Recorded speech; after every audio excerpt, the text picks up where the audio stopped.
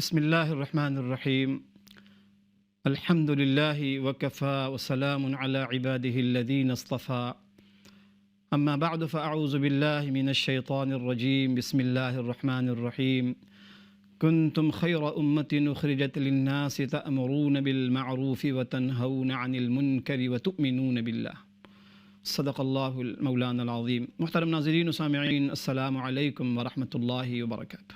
اللہ کریم آپ سب کو بہت برکتیں عطا فرمائے۔ جو کچھ ہم سنائیں اللہ کریم سے دعا ہے اللہ ہم سب کو، پوری امت کو داعی امت بنائے، اور جو ہمارے ذمے جو فرائض ہیں اللہ پاک نے رکھے ہیں، اللہ پاک اس کی برکتیں بھی عطا فرمائے، اور اب تک جو ہم نے اس منصب کو چھوڑ رکھا ہے، اس عظیم فریضے سے جو ہم محروم رہے ہیں، اللہ کریم اثر نو ہمیں اس عظیم منصب کو زندہ کرنے کی اور اس کی ذمہ داری، اس کے جو تقاضے ہیں پورا کرنے کی توفیق عطا فرمائے۔ ناظرین، اس آیت میں نے ابھی عرض کیا کہ ایک بہت بڑا اعزاز اللہ پاک کی طرف سے اس امت کو دیا جا رہا، کیونکہ یہ امت داعی ہے، امت دعوت ہے۔ امت جو کلمہ گو ہے وہ امت دعوت کا حصہ ہے۔ میں نے ابھی عرض کیا کہ دعوت، تبلیغ، اسلام کے وجود کا دار و مدار اس پر ہے، ترقی اور پورے وجود کا دار و مدار دعوت و تبلیغ پر ہے۔ یہ جو اعزاز اللہ پاک نے ہمیں دیا ہے، یہ کوئی ایسا اعزاز نہیں جو خود بخود ہمیں حاصل ہو جائے، نہیں، یہ اکتسابی ہے۔ اسے حاصل کرنا ہوگا، اس اعزاز کو، خیر امت کا اعزاز جو تمغہ ملا ہے، ہمیں اعزاز مل رہا ہے، یہ مشروط ہے چند کاموں کے ساتھ، غیر مشروط نہیں ہے کہ ہم جو چاہے کریں، جیسی چاہے زندگی گزاریں، یہ اعزاز ہمیں نہیں، یہ اکتسابی ہے، اسے حاصل کرنا ہو۔ کیسے حاصل ہوگا، اس کا حصول کیسے ہوگا؟ اس کا حصول یہ ہے کہ ہم 3 کاموں کو اپنی زندگی کا اوڑھنا بچھونا بنائیں گے۔ زندگی کا مقصد، غرض و غایت، بقیہ ساری چیزیں ضرورت ہے، مقصد نہیں ہے۔ تبلیغ و دعوت ہماری زندگی کا مقصد ہونا۔ اب دیکھیں، تبلیغ و دعوت کے لیے آپ کو کوئی بہت بڑا علامہ، بہت بڑا کوئی فاضل عالم ہونا ضروری نہیں ہے۔ آپ کہیں جی میں تبلیغ و دعوت کیسے کروں، میں تو مفتی نہیں ہوں، میں تو شیخ نہیں ہوں۔ نہیں، آپ کو 2 حرف اگر آتا ہو، فرمایا کہ بلغوا عنی ولو آیہ، ایک آیت کو بھی تم اگر جانتے ہو اسے آگے پھیلاؤ، اسپریڈ کرو۔ ہاں، جو مسائل کی باتیں ہیں، فقہی باتیں ہیں، تھوڑی مشکل باتیں، ظاہر ہے کہ وہ کام علماء کا ہے، علماء ربانیین کا ہے، فقہا کا ہے، مفتیان کرام کا ہے، لیکن عام روزمرہ زندگی میں خیر کی باتیں، بھلائی کی باتیں، گھر والوں کو نماز کا حکم دینا، بھلائی کا حکم دینا، گھر والوں کو اچھی بات بتانا، ان چیزوں کی دعوت و تبلیغ، اس کے لیے آپ کا نہ تو عالم ہونا ضروری، نہ فاضل ہونا ضروری۔ ہر شخص داعی ہے، یاد رکھیں آپ، ہر شخص داعی۔ بڑا مشہور واقعہ بنی اسرائیل کے ایک عبادت گزار کا آپ سنتے ہیں علماء کی زبان سے، بڑا مشہور و معروف واقعہ۔ ایک موقع پہ اللہ پاک نے حضرت جبرائیل کو حکم دیا کہ جاؤ اور فلاں بستی کو اٹھاؤ، پوری بستی اٹھاؤ اور آسمان پر لاؤ اور الٹ دو پوری بستی۔ جبرائیل امین جب تشریف لائے اس علاقے میں، انہوں نے دیکھا کہ ایک بندہ اللہ پاک کا اتنا عبادت گزار وہاں رہتا ہے، کچھ پلک جھپکنے کے برابر بھی اللہ پاک سے غافل نہیں ہوتا۔ یہ اردو میں مثال دیا جاتا ہے، یعنی بے انتہا عبادت گزار، بے پناہ عبادت کرنے والا، عبادت گزار، سجدہ ریز رہنے والا، قیام کرنے والا، عبادت اس کا اوڑھنا بچھونا۔ جبریل امین علیہ السلام کو بہت تعجب ہوا، وہ تشریف لے گئے، واپس اللہ پاک کی خدمت میں حاضر ہوئے اور عرض کیا کہ مولا کریم، اس بستی کے اندر تو ایک ایسا بندہ بھی ہے جو سراپا عبادت گزار ہے۔ اللہ پاک کی طرف سے حکم ملا کہ ہاں، اس کو بھی ہلاک کر دو، بستی والوں کے ساتھ ساتھ۔ جبرائیل امین نے پوچھا کیا اس کو بھی، کہاں اس کو بھی ہلاک کر دو؟ وجہ پوچھی گئی اللہ کریم سے، اللہ پاک نے فرمایا کہ ہاں، بہت عبادت گزار تو ہے اپنی ذات میں، بہت نیک، بہت صالح، بہت متقی، بہت پرہیزگار ہے، لیکن اس کے سامنے میرے احکامات کی دھجیاں اڑتی ہیں، احکامات پامال کیے جاتے ہیں، بے نمازی نماز کے حکم کو توڑتے ہیں، لیکن اس شخص کا چہرہ متغیر نہیں ہوتا ان کے گناہوں کو دیکھ کے، نافرمانی کو دیکھ کے، اس کو بھی ہلاک کر دو۔ کیا پتہ چلا اس واقعے سے؟ ہم لوگ کتنے خوش ہوتے ہیں کہ الحمدللہ جی میں تو نماز پڑھ رہا ہوں نا، میں فجر میں چلا گیا، میں عشاء میں چلا گیا، میں نماز پڑھ لی، میں نے روزے بھی رکھ لیے، میں نے تلاوت بھی کی، پورا گھر سویا ہوا ہے۔ بیگم صاحبہ سے لے کے امی صاحبہ اور نانی صاحبہ اور بیٹی صاحبہ، جتنی صاحبات اور صاحبان گھر میں ہیں سب سوئے ہوئے ہیں، گھر کا ایک شخص نماز پڑھ کے گھر آتا ہے اور غصے کا، ناراضگی کا اظہار تک نہیں کرتا، غم کا اظہار تک نہیں کرتا کہ بھائی یہ بڑا جرم ہے جو مجھ سے ہو رہا ہے، میں تو نماز پڑھ، تم لوگ نماز کیوں نہیں پڑھتے؟ یہ واقعہ بتا رہا ہے کہ ہمارا طرز عمل شدید ناپسندیدہ ہے اللہ پاک کی نظر۔ دعوت و تبلیغ ہمارے دین کی بقا کا بھی دار و مدار دعوت و تبلیغ پر ہے، اور ترقی کا دار و مدار بھی تبلیغ پر ہے۔ جو آیت ہے یہ آیت سورہ آل عمران کی آیت نمبر 110 ہے۔ اس آیت میں اللہ پاک نے پوری امت سے، امت دعوت سے خطاب کیا۔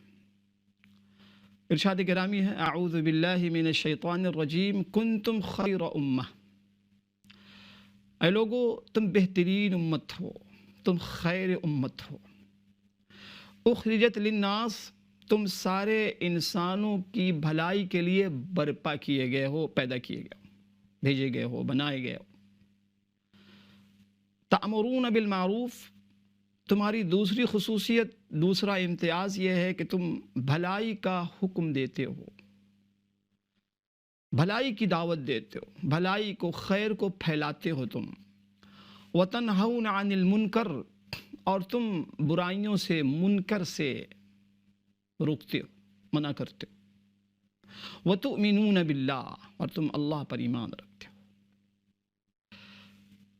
یہ بڑی مشہور معروف آیت، اس آیت کے اندر اس امت کے لیے اللہ پاک کی طرف سے جو اعزاز، جو تکریم اور جو سعادت ملی ہے، جو دولت ہے، اس امت کا بہت بڑا اعزاز، پوری کی پوری امت کا۔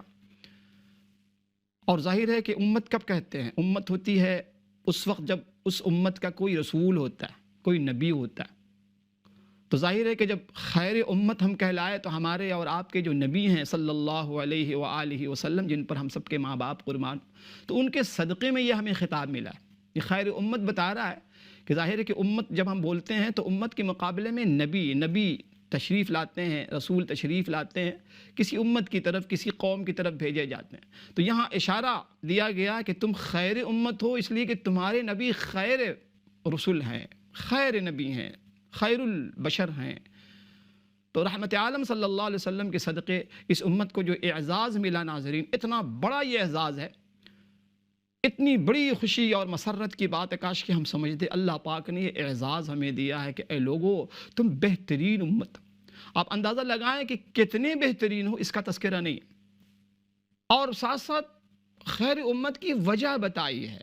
یہ جو اتنا بڑا اعزاز تمہیں دیا گیا ہے، اتنا بڑا منصب دیا جا رہا ہے، اتنی بڑی تمہاری بڑی تعظیم و تکریم جو کی جا رہی ہے، اتنا بڑا جو خطاب دیا جا رہا ہے، کیوں؟ یہ ایسی چیز نہیں کہ جو خود بخود تمہیں حاصل ہو جائے، تو اس کے لیے ساتھ میں اس کے تقاضے بتائے گئے ہیں، مقصد بھی بتلایا گیا ہے کہ یہ خیریت تمہارے اندر کب آئے گی؟ جب تم 3 کام کرو گے، تمہارے اندر 3 صفات ہوں گی، تمہاری 3 ذمہ داریاں، یہ چیزیں اگر تم کرو گے تو پھر تم خیر والی امت بن جاؤ گے، بھلائی والی امت بن۔ سب سے پہلی صفت، جو امتیازی صفت بتائی گئی کہ تم اخرجت للناس، تم کیوں خیر امت ہو؟ کہ تم تمام انسانوں کی نفع رسانی کے لیے برپا کیے گئے ہو۔ فرمایا کہ اخرجت، قربان جائیے آپ قرآن مجید کے اسلوب پہ، اخرجت للمومن نہیں کہا، اخرجت للمسلمین نہیں کہا، اخرجت للمتقین نہیں کہا، اخرجت للمحسنین نہیں کہا، اخرجت للصائمین نہیں کہا، اخرجت للساجدین نہیں کہا، نہیں، سارے کے سارے انسانوں کے لیے، بہیخواہوں کے لیے بھی اور بدخواہوں کے لیے بھی، نیکوکاروں کے لیے بھی، بدکاروں کے لیے بھی، اپنوں کے لیے بھی، بیگانوں کے لیے بھی، دوستوں کے لیے بھی، الناس کے اندر سارے کے سارے انسان آ گئے۔ سارے کے سارے انسان. ایک صحابی نے پوچھا تھا موقع پہ کہ اللہ کے نبی صلی اللہ علیہ وسلم، من خیر الناس، کون ہے لوگوں میں خیر والا، جس کے اندر خیر ہو، جس کے اندر بھلائی ہو، وہ کون سب سے اچھا خوش نصیب شخص؟ رحمت مجسم صلی اللہ علیہ وآلہ وسلم نے فرمایا کہ من ینفع الناس، جو لوگوں کو فائدہ پہنچائے، جو لوگوں کو نفع پہنچائے، جس سے لوگوں کو نفع حاصل ہو، بھلائی ہو حاصل. اللہ کریم ہمیں اور آپ کو اس کی سمجھ اور اس کی قدر نصیب فرمائے.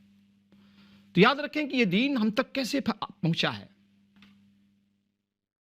اللہ پاک نے سب سے پہلا انسان حضرت آدم علیہ السلام کو پیدا کیا. آپ اندازہ لگائیں کہ غور، سب سے پہلے جو انسان، جو اللہ پاک کے جو بندے دنیا میں تشریف لائے، آدم علیہ نبینا علیہ السلام، اللہ پاک نے ان کو نبی پیغمبر بنا کر بھیجا، معلم مربی بنا کر بھیجا. کاش کہ ہم اس اشارے کو، اس بات کو سمجھ لیتے کہ پہلا انسان جو آیا وہ معلم، وہ مربی، وہ مزکی، وہ داعی بن کر آیا. کیا پتہ چلا کہ دعوت کی تاریخ اتنی ہی پرانی ہے جتنی تاریخ انسان کی ہے. چونکہ انسان بغیر دعوت و تبلیغ کے انسان نہیں رہ سکتا، مسلمان نہیں رہ سکتا.